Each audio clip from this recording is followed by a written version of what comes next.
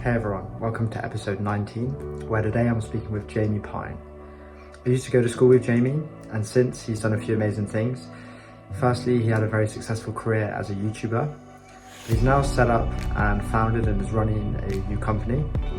They built an application called Spacedrive, which is an awesome new file explorer. And they've recently raised £2 million with amazing investors from Naval, Ravikant, to the founder of GitHub, to the CEO of Shopify. So Jamie is involved in lots of awesome things.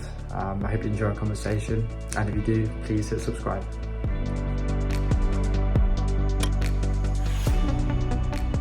When we were at school together, I have this kind of memory of you bringing in, I think one day, some kind of DVDs that you'd burnt, and you'd put a home movie on it or something like this, and either you were just giving them out or selling them or something like that. Can you remind me of what?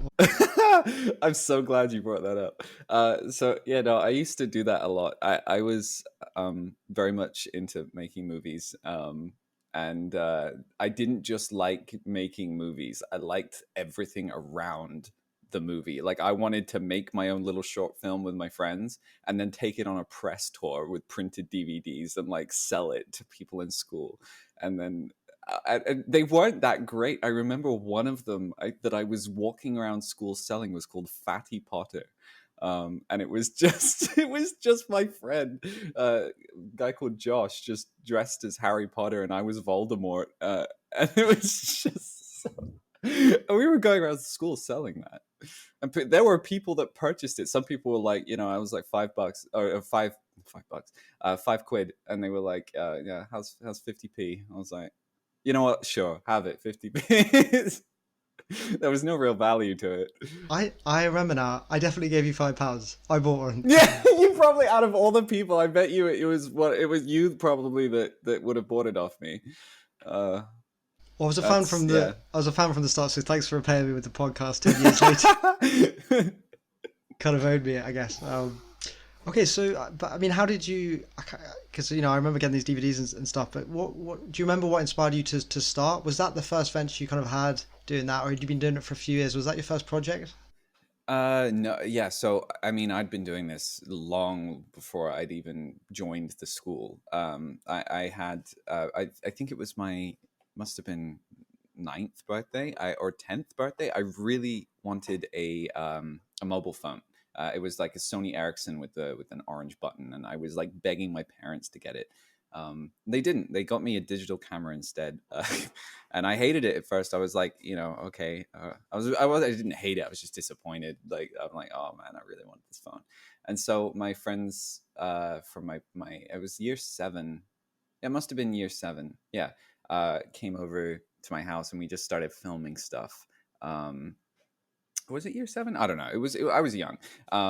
And we started filming things, and it was like it was like this weird like theater recording. We would all dress up, and there'd be lights, and we'd basically do this show and film it. And then I realized after a while that I could just cut the camera, start another shot. I knew nothing about video editing, but like I knew that if I had multiple clips, I could just bring them onto my laptop, Windows Movie Maker, and stick them together. And then my dad taught me how to overlay music over the top of that. And he was like giving me songs like Eye of the Tiger, and just all sorts of stuff that he liked. And I was just making movies, really stupid things with my friends. And I just kept doing it every single day. I was just obsessed with doing it. I recorded hundreds of films. And I don't have all of them because some of them I had this problem with storage where obviously I couldn't afford like too many external hard drives. So when I'd run out of space, I'm like, I need 200 gigabyte for this next movie. What am I going to do? And then do I delete the source files for this, whatever, this fucking Ghostbusters or Harry Potter ripoff that I was shooting? Okay, I guess I'll delete it. And I regret that so much now, but I still have some. I have a lot still. But I definitely had to delete some every now and then. But yeah, I just got obsessed with making these stupid little films, and I kind of eventually just led to, I think this is like what I do. I make movies. So when I got to Plymouth College, it wasn't really much of a I didn't really fit into like, okay, here's the group of people that make movies. There wasn't. So I remember actually the school approved me to host my own after school club. I don't know if you remember that. You probably, I don't know if you like, it was usually, I think it was the younger people that would come to it. There was maybe like 10 or 15 people that would like show up, and it was like film. Yeah, it was film club. And it was basically me teaching everybody about film. It was, I completely, oh my God, I forgot about that. Yeah. So, that was kind of embraced, but also I feel like a lot of people looked at me as like, okay, this guy, he sucks at sports, sucks at academics. The fuck is he doing? Just running around with his fucking camera. Like, this is how it felt. I mean, we were just saying off camera, we think like the last time we saw each other was probably the last day of school. Just intrigued kind of what exactly happened afterwards before you kind of set up Notify. Like, were you just, I know you went to the kind of nearby art school, Plymouth College of Art. Were you there for a bit and then you were a full-time YouTuber for a while and then you set up Notify? What was that kind of bit in between? At Plymouth College of Art for 5 years, because I did the 2-year diploma and then I did 3 years university degree in film production. My YouTube channel kind of started at the beginning of like when I left school. That was where I made my first video when I was 16, like my first video on my current channel. It's private now, but it was just a coming out video. Like, because at that point I remember one of the last things I remember doing in Plymouth College was coming out as gay, because I remember the day that I said it to a couple of people, it spread around the entire school. There wasn't no gay motherfucker in that school at all. There was no one. So like, I remember being in the playground and having one of the rugby guys just yell from across the, I won't name him, but I remember his name. He yelled from a thing like, "Yo, James!" I'm like, "Yeah." He's like, "Are you gay?" I'm like, "Yeah." And he's like, "Cool." It was just like, so it was a bizarre reaction because there were some people, like, I remember in chemistry, someone asked Mr. Silito, "Hey, do you know you got a gay person in your class? How do you feel?" Like, and he was like, "I wouldn't feel any different." And it was just, there was a lot of that. People didn't know how to react to it in a countryside British private school in 2010. It was just like, it wasn't, no, there were gay people in that school. I know it, but they were too scared to say anything. But you see, my love for attention just made me not give a shit. And then I told everybody, or I let it spread. So yeah, it was like one of the first things, or one of the last things I remembered happening at that school. And so when I came out, when I left the school, I'm like, wow, okay, so I can just be open about this now. Still terrified of my parents finding out, but I can find some solace in YouTube. And so I made a coming out video, and that was where I kind of met other people going through the same things, and I gained an audience. I think it was reposted. It was just a video called "So Yeah, I'm Gay," and it was like a 10-minute video, and it didn't do well on my channel. I only got like 5,000 views, which was pretty good for a fresh channel, but it was reposted to this other channel, which is like who just took people's coming out videos and posted them. It was like I guess a collection of them. And yeah, it got like 200,000 views or something there. And so that fed the growth of my channel initially. And so, but it's still in my mind at the time, it was still like a private channel. It was still like, no one knows about this in the real world, because, I'm being open and honest about my life and I don't want anyone to see it. And I talked about crushes I had at school in that video, and I don't want people from my school seeing that. So it was, and eventually one of the people that I did have a crush on that I was talking about in that video saw that video, realized that it was him, and then reached out to me saying, "Oh, I had no idea." And I'm like, bruh. Yeah. I mean, I wanted to remind myself of some of the other videos of that channel, but I went on it and I think you said a second ago that a lot of them are private now.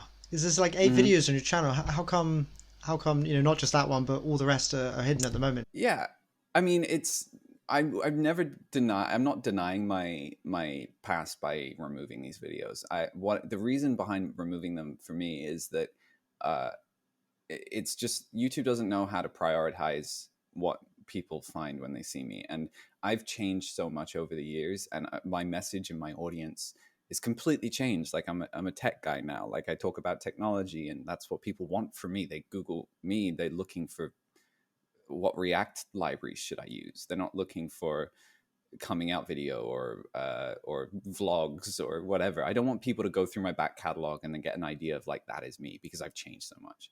So I'm not ashamed of any of the stuff I've done, because if you go look hard enough, plenty of it's still there. I just don't want to, if you type my name in, I just want my channel to come up with the stuff that I'm like, it would come up boyfriend tag before my latest programming video. So it's just not what I wanted. So I removed a lot of it.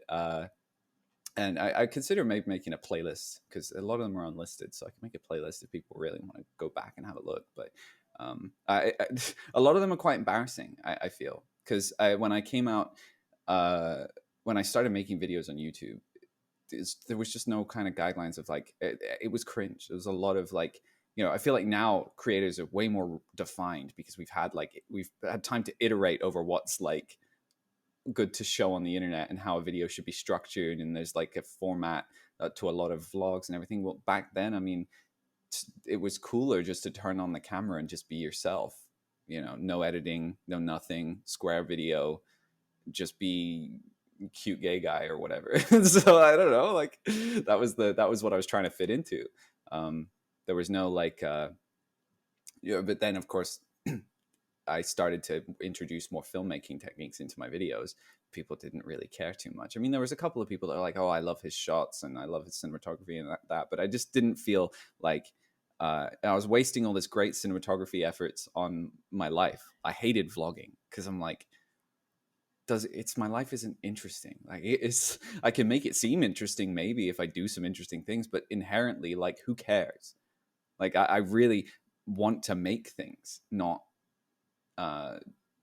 just be looked at. I don't know. It felt like I had so much more to offer, and the audience I had built wasn't there for it. They were there for whatever else, like personal stuff, and that's fine. But it just demotivated me. Like now I feel so great now, because the people that follow me now follow me because of what I do, my programming. They couldn't care less what I look like. They couldn't care less about anything really about me or my personal life. They just want to know what I'm building. And that's where I wanted to be all this time. I just didn't realize how to get there. At the time though, apart from the coming out video, what were some of your most popular videos? Oh God, anything gay. So it was like a boyfriend tag, birthday sex prank where, sorry if this is a PG podcast, but there was you can say whatever you want. Yeah, okay.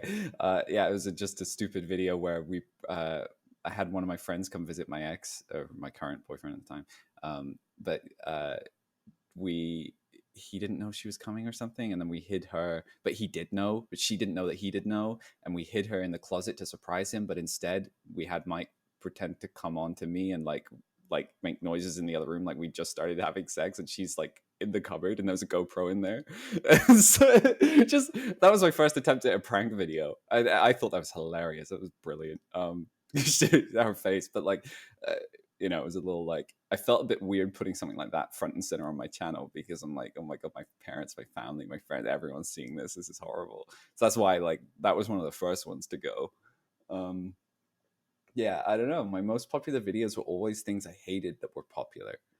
I never wanted, like, I always wanted something I put the effort into to get popular.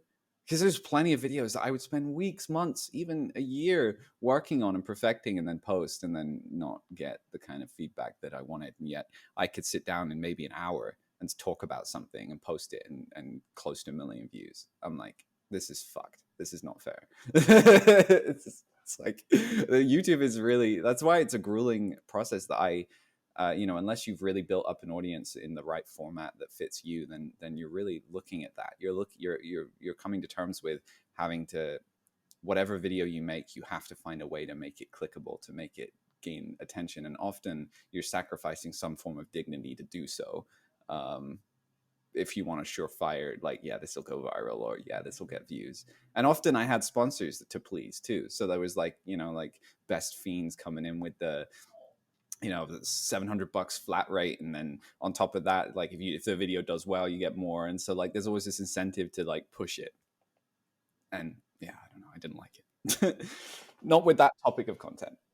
Obviously, you're working on Spacedrive at the moment. We'll come on to that, but in terms of your future, then, like, and like you're saying, you're doing a lot less YouTube. You're more focused on your tech, the tech company you're building. But have you got many plans to do some kind of video content in the future? I know you do this like Twitch streaming in the evenings. Yeah. Like, any vlogging or stuff you want to go back to, or at the moment you're purely focused on the company? Yeah, well, I have to admit, I can't watch vlogs at the moment. I feel it's something, I don't know whether they're just uncool to me now, or just they're just hard to watch. I try watching other vloggers that really make great content. I just cannot sit through them. So like ask myself, when I keep thinking, oh my God, I want to vlog my daily life as a programmer, or I want to do stuff like that, I cringe thinking about it, because I'm like, I just, whenever I see someone talking about their life, I'm always thinking to myself, their life's not like that. They set this day up. That's not their everyday, right? They didn't wake up at 6 a.m. do the, it's bullshit. I'm just like, I have no interest in it. So I don't want to make that kind of content, because I don't care for that kind of content. But what I do, there are things like content that I really, really desperately want to make. And I will make it. I have invested a little bit of money in a new PC and some equipment, new cameras and stuff to kind of come back, you could say. But it's going to be very, very different. It's going to be incredibly different. And I think one of my goals with Spacedrive, and this can sound rather unconventional, and I haven't really talked about this with anyone other than myself yet, so I don't know how this is. I'd like to build a media company alongside the tech company, because I think they could go really well together, and kind of cross pollinate. Just they like. It's, I don't know if it's been done in the way I'm thinking before. A lot of times you'll see games companies doing this, where they'll build media companies alongside the game company to promote the game. You just don't see it for software. And so me as a filmmaker and an engineer, I feel like it's kind of supposed to be. So I don't know if that's breaking off the script a little bit with the plan for Spacedrive, but I will aim, at least I'd like to aim to build a media company as well. Just the last thing about YouTube, then. I mean, what was it like though, being, because I guess you were a full-time YouTuber at one point. That's how you supported yourself and made your money. What was just life? How do you describe life as a YouTuber? Um, it's weird. It's like this is weird. I guess ego thing. I don't know. Like you just, you feel important. You feel like, so I went through my whole school life feeling a little bit like the odd one out, like the weird kid. I was bullied a lot, but not for being gay, but just for being a bit unique in my appearance. So, um, it was like, for me, this YouTube thing was suddenly this ability to feel, I don't know, like physically worth something, like people would like me, or like confident in front of a camera was another huge thing, because I love being in front of the camera. I loved making stuff, but like throughout, I would always want my other friends to act in things, because whenever I would do it and then I watch the footage back, I'm like, oh no, I hate the way I look in that. And that was a huge like psychological issue for me. And so becoming a YouTuber and seeing all of these people just like look past my insecurities and just like freak out over and fangirl and do all those things that are just like, it boosts your ego. But for me, my ego was so low that it just put me at kind of just a normal state of like, okay, right, I feel confident now. I feel like I don't have to worry about how I look. I still do, but it was nowhere near as bad as it was. And yeah, it was a bit of fun. It was really cool to go to events like VidCon and Summer in the City and feel like a little mini celebrity for a little bit, and then come home and everything's normal.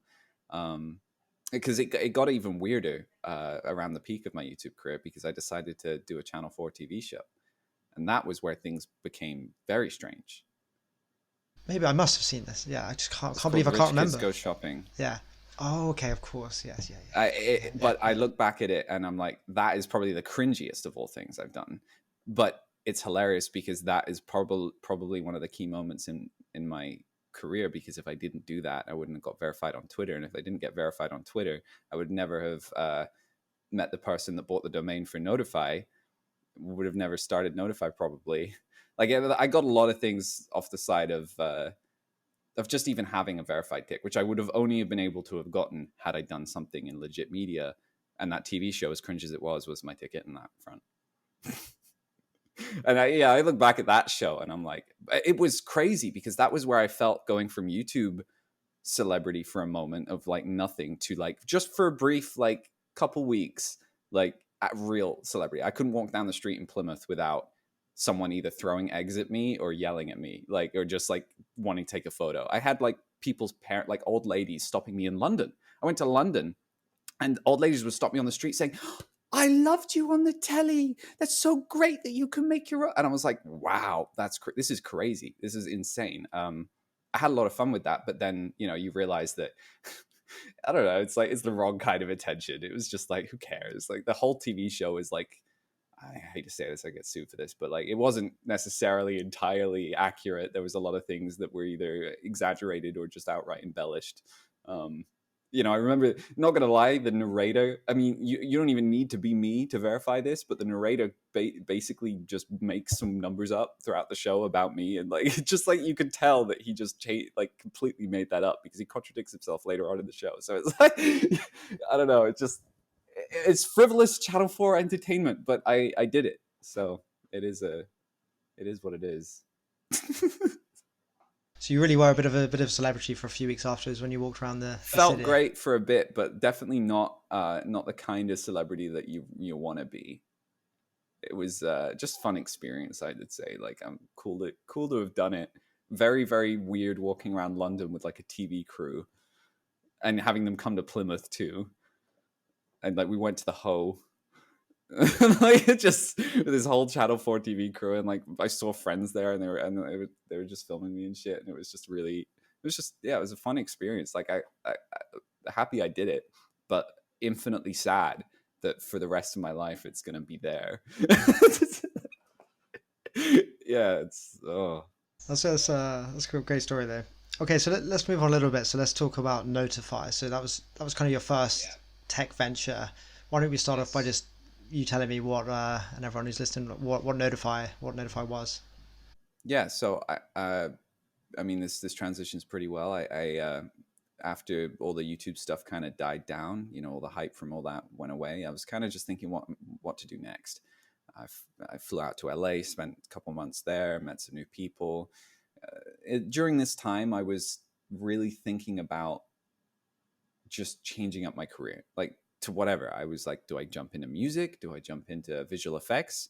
Do I jump into actual filmmaking or YouTube again, or tech? Do I learn to build something? And you know, so all these things were on the table, and I legitimately had my shot at all of these things.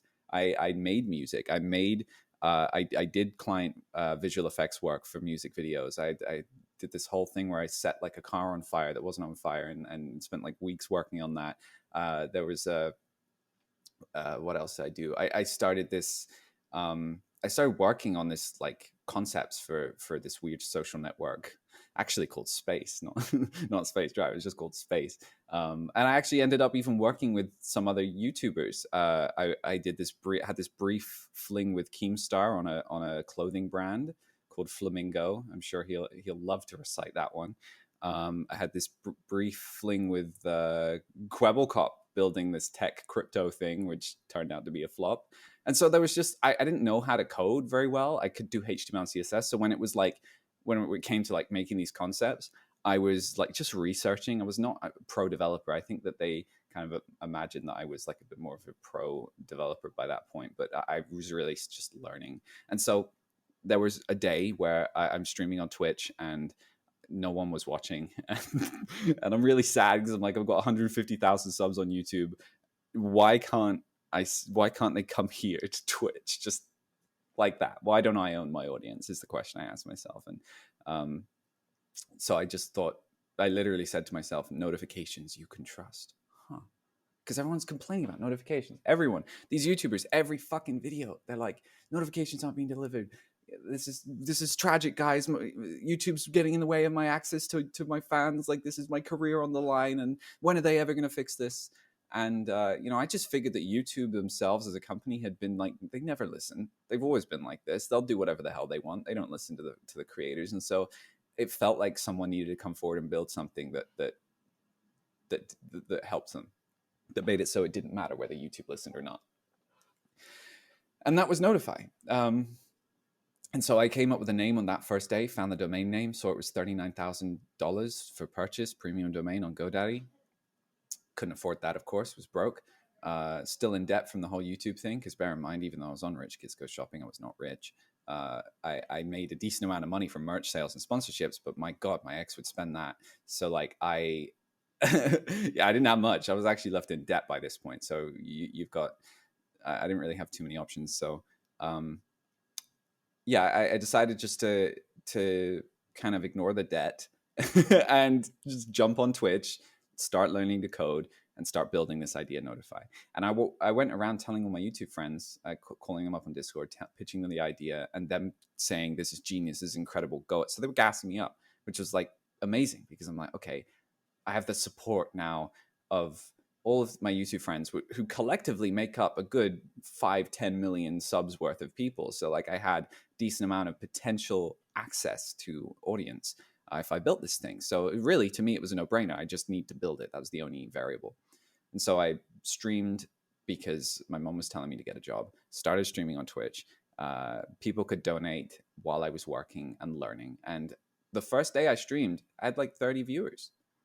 People like this programming category that I'd found on Twitch. I actually had like a small little community and was looking for somebody with a good quality stream with a cool project to just watch.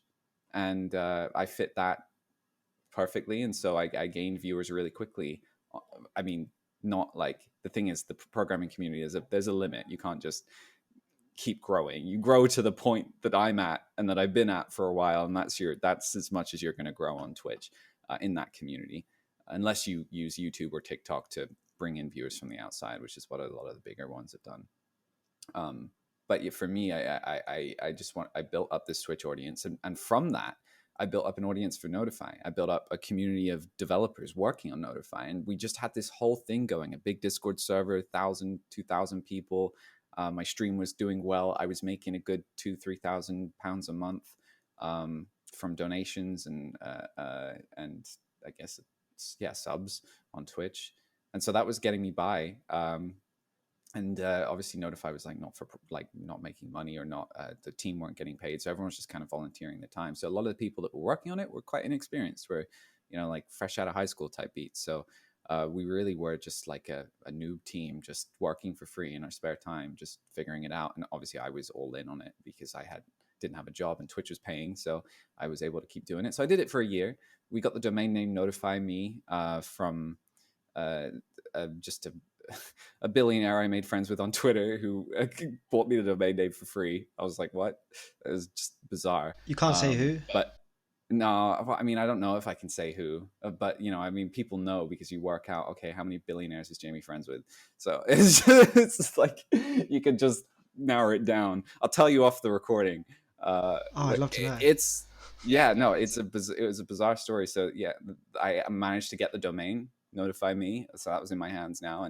And then after maybe a year and a bit, I decided to try. I finished making in a day the announcement video, because I had plans for this video. I was like talking to people from like acting places to do like a whole thing, gonna get a film crew together. And I ended up just going with sitting in front of the camera and talking about it, which I'm very glad I did, because that communicated the concept well enough in the right way for the right audience. It was just a good mix. And so that video ended up going viral on Twitter with in the YouTube circles. It was retweeted by so many people, from like Jacksepticeye to Elgato, like all these big Twitch streamers, CDN the Third, and it was like I think we had nearly 200 million subscribers worth of YouTubers signed up on the day that video came out. So like immediately there's like really big numbers to flex. And so these investors started coming in my DMs, and there's this one investor that was like, hey, we got in a call, and they're like, so what do you do? Who are you? And I'm like, yeah, I'm a guy that sit at home all day in the middle of nowhere, England, and just code. And they're like, how long have you been there? I'm like, I haven't left the house in like a year. Because it's true, I didn't. I had literally barely even gone to the grocery store. I'd stayed inside for a whole year building this thing. And then they flew me out to Detroit. They're like, hey, come out. No strings attached. Just come to Detroit and we'll talk about the future of Notify.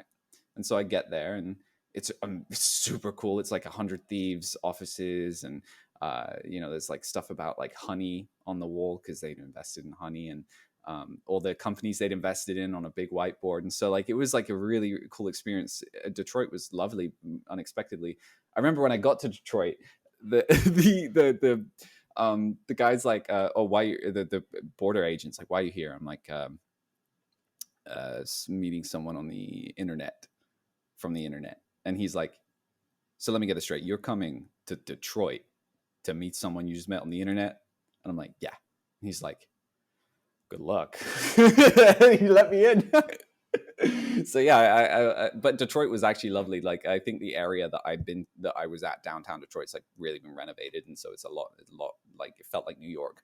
And so yeah, I went there and then met these people, and they helped me set up a company. So I incorporated Notified Technology Inc. in Delaware, using Stripe Atlas, $500 in the bag, and it's done. And then he put me on the phone with like tons of investors from like Benchmark, Sequoia, Greylock, all these huge firms. I'm just talking to people, and I'm like, my mind's blown at this point. Like this is crazy. I'm in Detroit and thinking about raising money. And when I got home, that was when they're like, okay, so we think you should raise $1 million. And I'm like, sounds good. Well, internally, I'm like, what the fuck? I just didn't know. Is that a lot? Is that not enough? And as I've learned now, it's not that much, actually. Like it's. I know it sounds like a lot, but in the tech world, that's like barely a seed check. It's a pre-seed. Thinking now, it's barely a pre-seed, actually. You get like 20 million or at least, or much more for. Yeah, it was a great idea. I mean, so. Yeah. But you have to look where Notify was at the time, and they were maybe right to make that. That was a safe bet for them, of course, because it failed. But at the time, there was no product market fit. There was no product out in the market, and there was no revenue stream. It was just an idea that had some tech and some audience. So it was a hype train, and it all rested on me and my team building something that would work. And so it was a variable. This was the nerd house.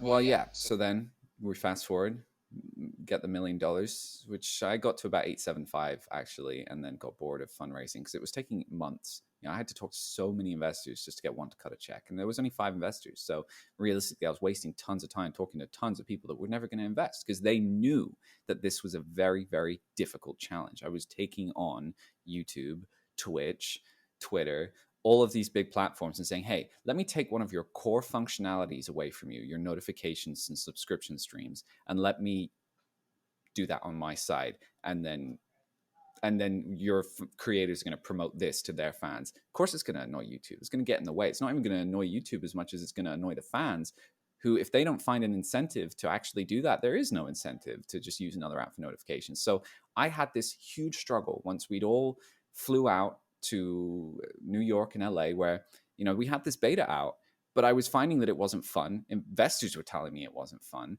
Users were telling me it wasn't fun or it needed more. There were some users that liked it, some users that hated it, and I was so confused. So I set out to try and figure out ways to make it fun. And that was where we derailed from the beginning. We pivoted so many features, so many ideas, so many like goals we were working towards just kept changing. The technology on top of that couldn't even stay the same either. We kept tearing out different tech and switching it in for other tech all the time. And so we had this culture of we're all living in a house, like frat house style, having fun, messing up our tech decisions, making terrible tech decisions, working on the wrong things, having no North Star. And barely anyone in the company really understood what the vision was. I don't think I did.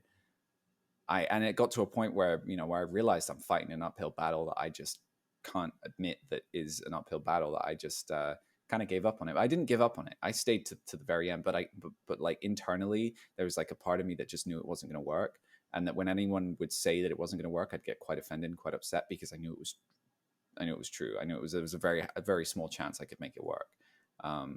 I still have faith, though. I thought that I could pivot in some way that would just, find. And we had a lot of opportunities along the way. Even after all the team had left, because like it was just like, all right, it's been a year and a half now. Where are we? There's like nothing, we don't feel like we've actually accomplished anything, even though we built so much. So a lot of people started leaving, and we were running out of money too. And so then I remember I started talking to one of the biggest creators on YouTube, like literally like one of the biggest. And we started DMing and talking about maybe him becoming a co-owner of Notify. And so it had this, we're 2.5, maybe 3 years in, and it suddenly had this huge rejuvenation of hope, where this big YouTuber could save everything. So I was able to raise a little bit more money to keep going off the back of just that collaboration. As the collaboration progressed, we kind of realized that we had very totally different ideas of what Notify should be, because this person was already sold on the original 2018 vision of Notify, whereas I'd evolved by then. I'm like, it's not this anymore. It's got to be this. We got to change the name. Like, yeah, I was really like, we need to go here because this ain't working. But this person was still fixated on that. So just faded into obscurity. That never happened. And yeah, I was like, man, I need to figure it out. It was really like, okay, what's now? Because I'm in Canada still. I'm here. I have a partner here, and I'm like broke again. Or I wasn't quite broke at this point, because I had that rejuvenated, had a little bit of funds. And so I was like, what do I do? Do I build something else? And so I started building another project, Sub 2. But again, didn't complete that, because same problem as Notify, really. Just different colors. Sorry, I must be going off on. You haven't asked a question in a while. This is, when I said I could talk, I wasn't joking. No, that's all good. I like there's lots to hear, But I mean, ultimately with Notify, then it just didn't work out because you didn't have enough users, or plenty of users. There was plenty of people there. Like 5,000 people signed up the day it dropped. I remember when we released Notify, there was only 5 of us left. We were in a basement Airbnb, pretty low on funds, and this was pre extra funding. So like we had nothing. We were selling we were like flipping crypto because it was peaking at that point. So we were like flipping some SafeMoon, some Ethereum, some Filecoin, and just trying to get a little bit of money to get groceries. So it was and it was 5 people in a 2-bedroom basement Airbnb. The mood was low, but we pushed really, really, really hard to get that app out. And we did. Made the promotional video in like 12 hours before it dropped. And like, we were all up all night working, just trying to make sure it was right and trying to make sure the app was ready to have any users. And when it came out, it was fine. Didn't crash. It worked great. There was just no creators on it. And we didn't have a plan to get creators. I mean, I have a network of creators, but I also felt like it wasn't ready enough for, me to message some big creator and be like, hey, it's time for you to jump on, because it wasn't. We didn't know if it would scale. And not only that, but we had no idea how to integrate it with people's channels, because that's another thing I'd been thinking about for a long time was, how does it go? Do they go, thanks guys for subscribing, don't forget to hit the bell, or no, don't forget to hit that like button and download Notify to get my notifications faster than YouTube, and then they move on to that. So that was like, I'm like, but does it ring? No pun intended. Does it work? And it didn't, to me. And there were other ways, you could think of maybe integrating some other like challenge or some goal or some attraction, a giveaway to like lure them in. But like if you lured them in, they didn't stay, then it wasn't worth it in the first place. So it was so difficult to me to figure out, how am I going to make this stick with the fans? The creators, they were so sold on the concept, but the fans needed to work for the fans more than the creators. And we'd spent all this time building the tech to please the creator, to be like, okay, you get your read receipts, you get your map broadcast messages, you all these cool features, but never really did we spend too much time thinking about what the experience would be like as a user, as like just a fan. And we did spend some time thinking about it, but it wasn't perfected and it wasn't right. So couldn't move with that. So it was out in the App Store. We had no money. And that was when the co-owner thing happened, some hope, and then fizzled out. So, and that was the end of a 3-year saga. That was my first tech venture. And I've skipped over a lot of drama. There was drama. I'm not going to go into it, but there was drama. There was mess. It was, if you could imagine all the things that could just go wrong at a startup, it kind of went that way. So definitely crashed the first attempt. So I mean, you're working on this new thing now, Spacedrive. How long after Yes. you finish Notify? Did you start this, and can you just say a bit about what it is? Yeah, so it was like a year before I started Spacedrive. I'd worked another job at cal.com, and um, I had started a few other projects, Space Drop, which was like a feature from Spacedrive that I'd taken out and tried to build independently. I'd started learning Rust. Obviously, I tried building Sub 2. And so again, we're just back in 2017 vibes where we're just throwing shit at the wall, trying to figure out what's next. Um, and Spacedrive, ironically, is actually an idea I came up with long before, like back in the YouTube days when I was back in Plymouth. And I remember trying to start it as a company back in Plymouth. I went into Plymouth College of Art and pitched it to a few people there because they're filmmakers, and it was the whole idea was geared more towards people that make videos and have a lot of media.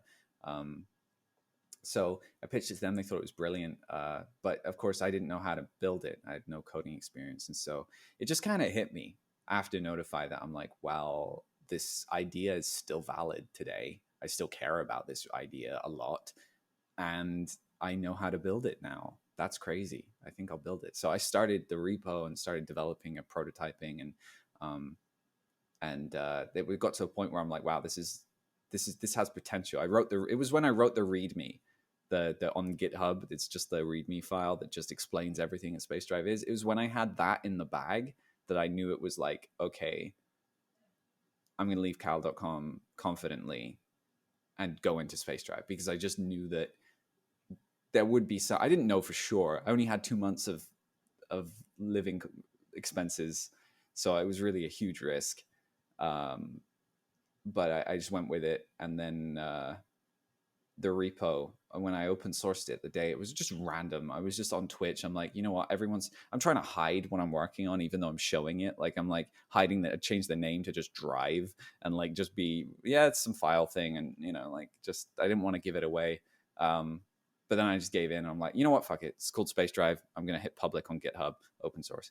And then that day, it was like a couple hundred stars on GitHub, went to bed, woke up, it was like 1,000.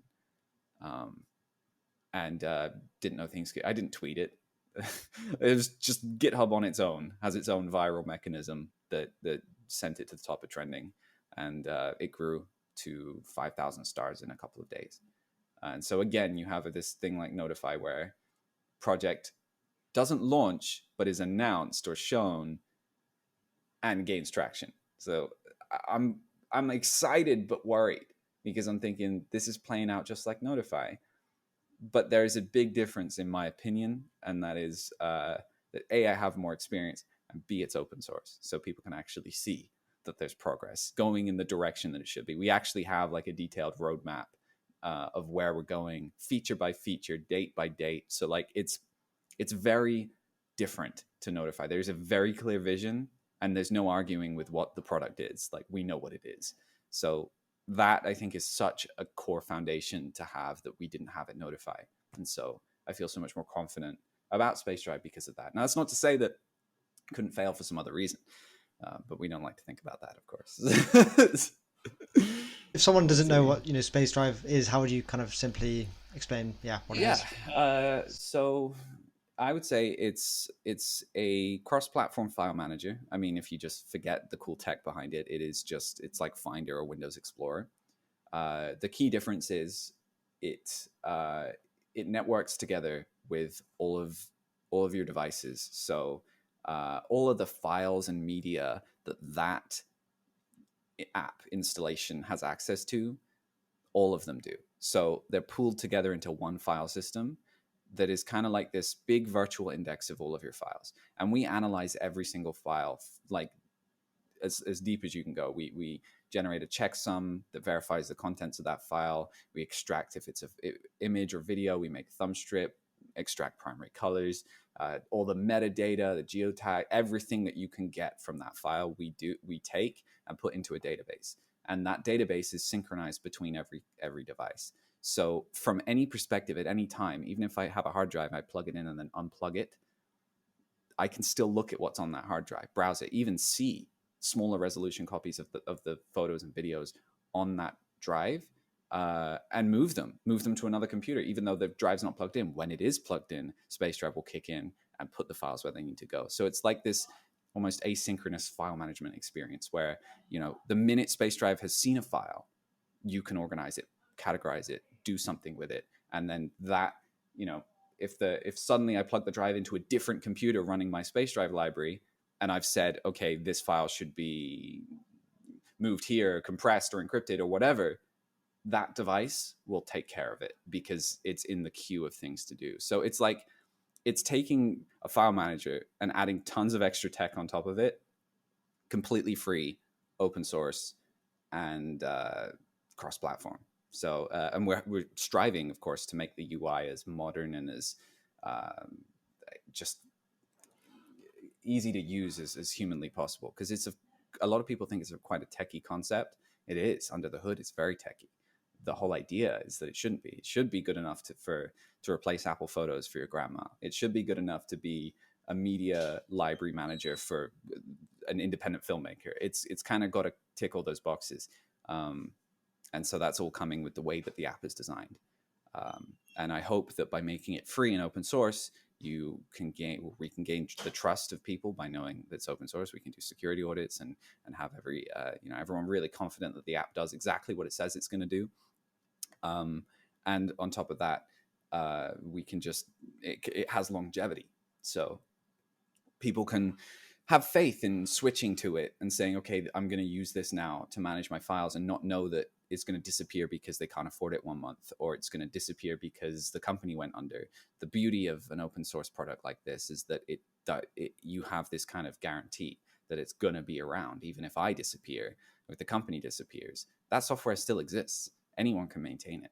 And so so long as the software is good enough, it can live and survive indefinitely on its own. And that's a huge motivator to make really beautiful software, because if it is beautiful enough, I think it could last and serve a lot of people in ways that we just don't.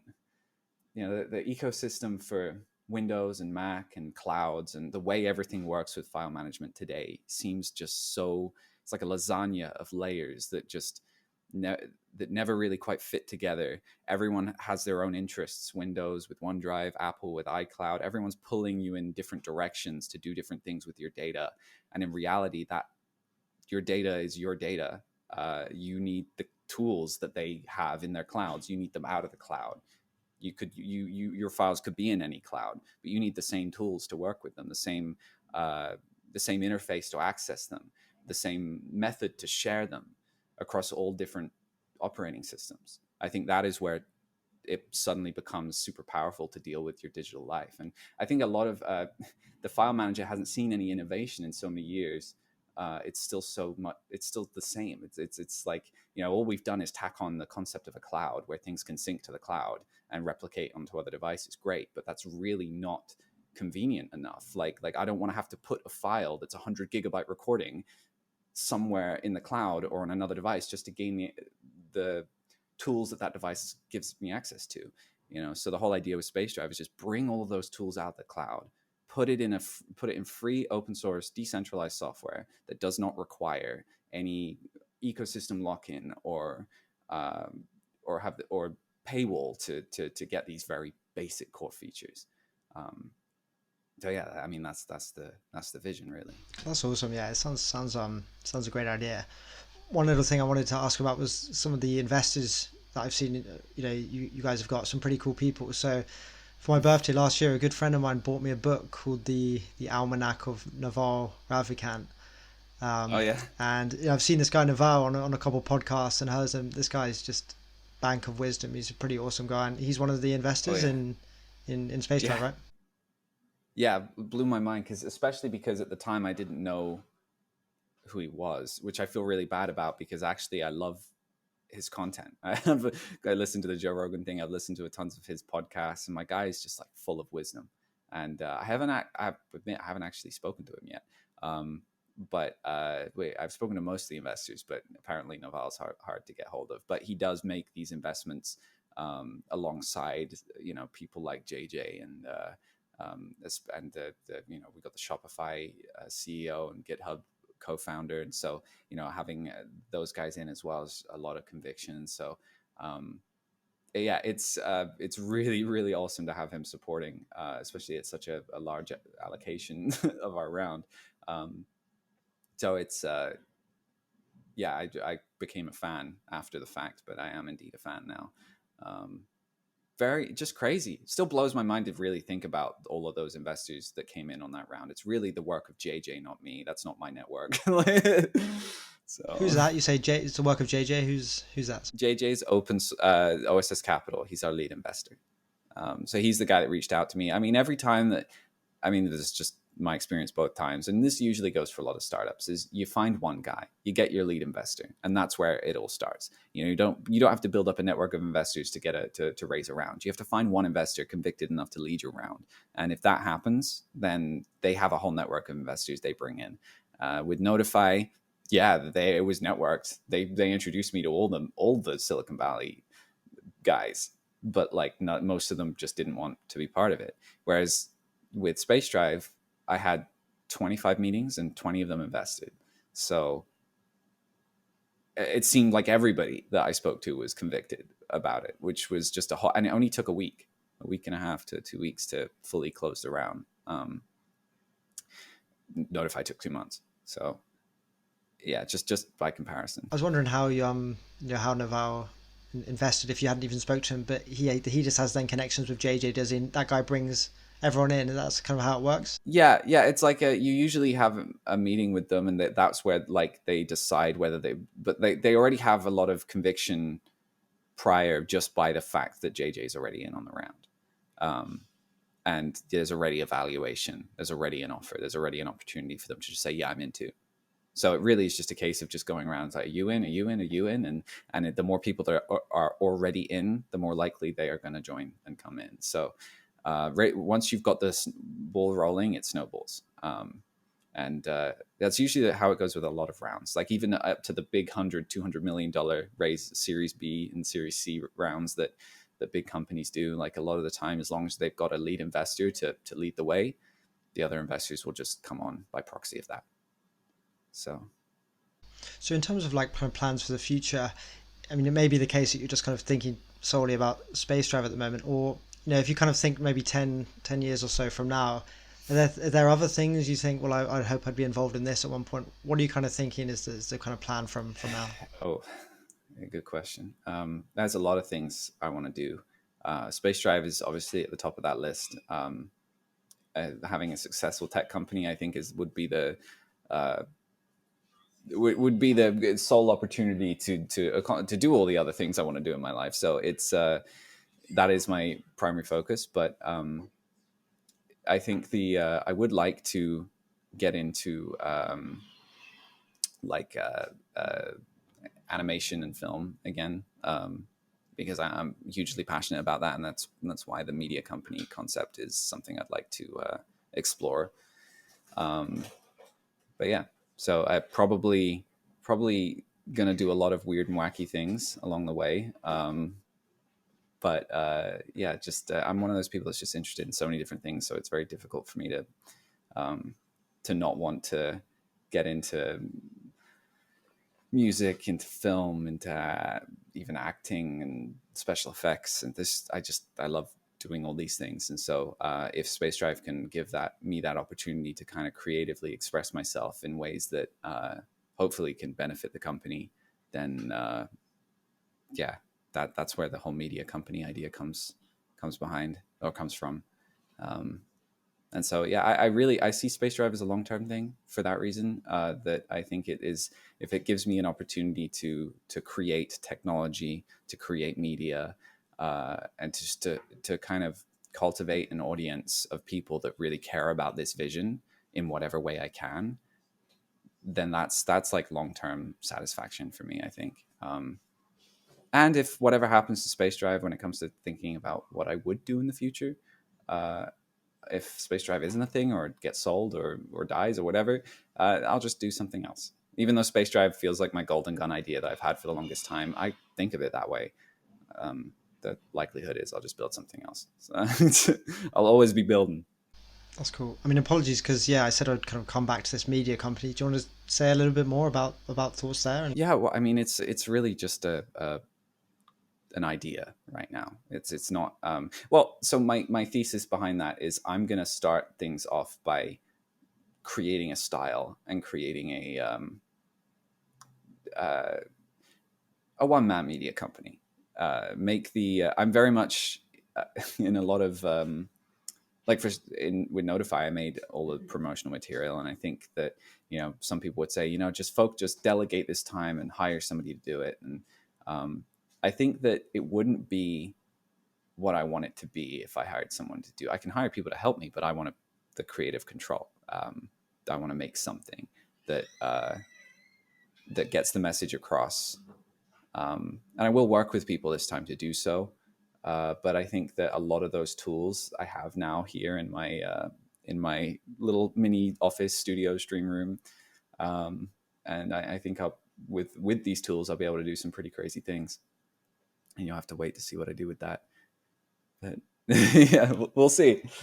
That's exciting. Sounds like you got lots ahead. So, kind of final two questions. So, what advice would you give to aspiring YouTubers and aspiring tech entrepreneurs, tech founders? I guess never. A lot of the times it's hard to start things. It's super, super hard because you tell yourself that, oh, you'll never get that far, or you'll never, or you'll have to do, so you get put off by the concept of having to put in the work. And a lot of the time, I don't really agree with people who just say, you got to put the work in, because it's like, you do, but like, you've got to put the work in the right places, and you've got to, before you even put the work in, you've got to have faith and conviction. Because without those things, no matter how much you work, you might not get there because you just don't have that faith in the thing that you're doing. Find something that really just, every time you think about it, you get super excited at the possibility of it being a thing. When I think about what Spacedrive could be in the next 3, 4, 5 years, or even the next year, what I could do with it in a year, and I visualize that, I'm like on crack. It's like oh, that's incredible. I want to make that a reality, and that's fueled me even with Notify. I'm like, man, all these YouTubers are going to be using my app. I'm getting pumped up, and I'm like, yeah, this is going to be. So you need to find the conviction for the thing that you're doing in with nothing but like pure excitement and elate.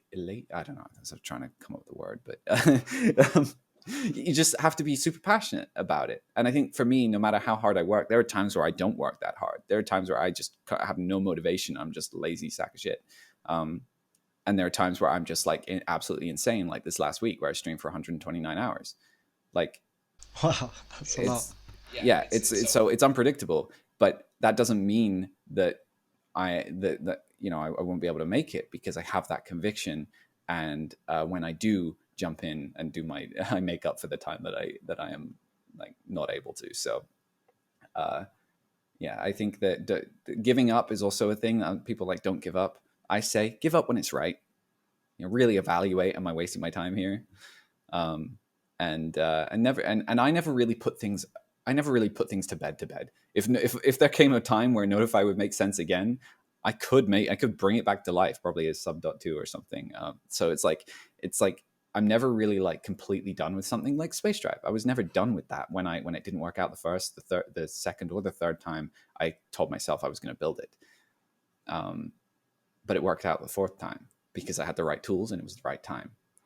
So never put anything to bed forever. And be passionate. I think that's a great place to leave it. Yeah, great to catch up and chat. And Spacedrive sounds super exciting and a great idea, and got some great investors. So best of luck with everything, man. No, I appreciate this. It's just really cool to speak to you again, given that we went to school together. Yeah, likewise. Thanks a lot, man. Yeah, no worries. Cool.